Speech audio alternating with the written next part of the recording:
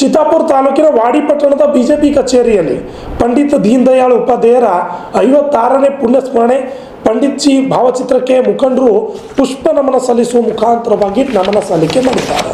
ಈ ಒಂದು ಪುಣ್ಯಸ್ಮರಣೆ ಕಾರ್ಯಕ್ರಮದಲ್ಲಿ ಬಿಜೆಪಿ ಅಧ್ಯಕ್ಷ ವೀರಣ್ಣ ಯಾರಿ ಅವರು ಮಾತನಾಡಿ, ಭಾರತ ಕಂಡ ಅದ್ಭುತ ದಾರ್ಶನಿಕ, ಅಪ್ರತಿಮ ಸ್ವಾತಂತ್ರ್ಯ ಹೋರಾಟಗಾರ, ವಿದ್ವಾಂಸ, ಸಂಘಟನಾಕಾರ, ಅರ್ಥಶಾಸ್ತ್ರಜ್ಞ, ಐತಿಹಾಸಿಕಕಾರ, ಪತ್ರಕರ್ತ ಮತ್ತು ಭಾರತೀಯ ಜನಸಂಘದ ಸಂಸ್ಥಾಪಕರಿದ್ದ ಪಂಡಿತ್ ದೀನ್ ದಯಾಳ್ ಉಪಾಧ್ಯಾಯರು 1968 ಫೆಬ್ರವರಿ 11ರಂದು ನಿಗೂಢ ರೀತಿಯಲ್ಲಿ ಸಾವನ್ನಪ್ಪಿದರು.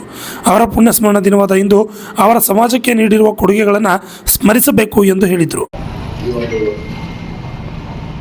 ಪುಣ್ಯಸ್ಮರಣೆಯ ಪವಿತ್ರ ಕಾರ್ಯಕ್ರಮದಲ್ಲಿ ಆಗಮಿಸಿದಂಥ ತಮ್ಮೆಲ್ಲರಿಗೂ ವಂದಿಸುತ್ತಾ,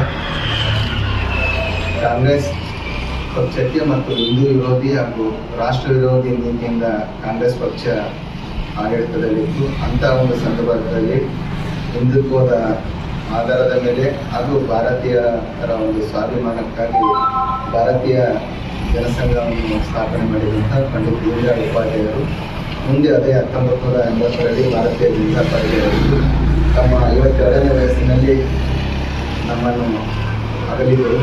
ಅವರ ಒಂದು ಸಾವು ಒಂದು ರೈಲ್ವೆ ಸ್ಟೇಷನ್ನಲ್ಲಿ ಅನುಮಾನಾಸ್ಪದವಾಗಿ ಸಾವನ್ನಪ್ಪಿದರು.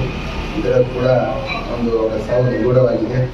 ಅಂಥ ಒಂದು ಮಹಾತ್ಮರ ಹಾಕಿಕೊಟ್ಟಂಥ ದಾರಿಯಲ್ಲಿ ಎಲ್ಲರಿಗೂ ಸಮಾನವಾದ ಹಕ್ಕು ಸಿಗಬೇಕು, ಪಕ್ಷದಲ್ಲಿ ಪ್ರತಿಯೊಬ್ಬ ಕಾರ್ಯಕರ್ತನಿಗೂ ಸ್ಥಾನಮಾನ ಸಿಗಬೇಕಂತೇಳಿ ಆ ಒಂದು ತತ್ವ ಸಿದ್ಧಾಂತದ ಮೇಲೆ ಅವರು ಭಾರತೀಯ ಜನತಾ ಪಕ್ಷವನ್ನು ರೂಪಿಸಿದರು.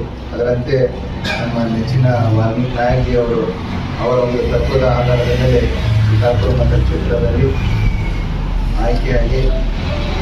ಇದೇ ಸಂದರ್ಭದಲ್ಲಿ ಬಿಜೆಪಿ ಯುವ ಮುಖಂಡ ವಿಠ್ಠಲ್ ವಾಲ್ಮೀಕಿ ನಾಯಕ್, ಪ್ರಧಾನ ಕಾರ್ಯದರ್ಶಿ ರವಿ ನಾಯಕ್, ಮುಖಂಡರಾದ ಅರ್ಜುನ್ ಕಾಳೇಕರ್, ಶಿವಶರಣಪ್ಪ ಶೆಟ್ಗಾರ್, ಅಶೋಕ್ ಪಾಂಚಾಳ್, ಸತೀಶ್ ಶಾವಳ್ಗಿ, ಪ್ರೇಮ್ ರಾಠೋಡ್, ರಮೇಶ್ ಜಾಧವ್, ಗಣಪತ್ ಚವ್ಹಾಣ್, ವಿಶ್ವನಾಥ್ ನಾಯಕ್, ಸುಭಾಷ್ ರಾಠೋಡ್ ಸೇರಿದಂತೆ ಅನೇಕರು ಹಾಜರಿದ್ದರು. Annarai ವೀಣಿ, RJ 32 Kannada news, Chittapur.